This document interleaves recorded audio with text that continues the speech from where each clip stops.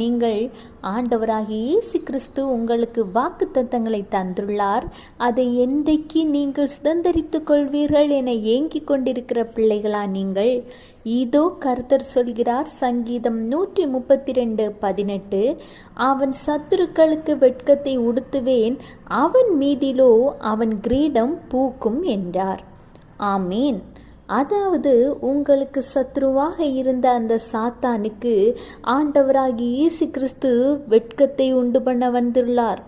எப்பொழுதென்று தெரியுமா? நீங்கள் ஆண்டவரை நோக்கி தேடும் பொழுது. அது மட்டுமல்லாது ஆண்டவராகிய இயேசு கிறிஸ்து ஏற்கனவே வாக்குத்தத்தங்களின் மூலம் உங்கள் தலையில் கிரீடத்தை வைத்துள்ளார். அந்த கிரீடம் பூக்கப் போகிறது நீங்கள் ஆண்டவருக்காக நேரத்தை செலவிடும் பொழுது. எனவே துக்கத்தை மறந்து சந்தோஷமா இருங்க.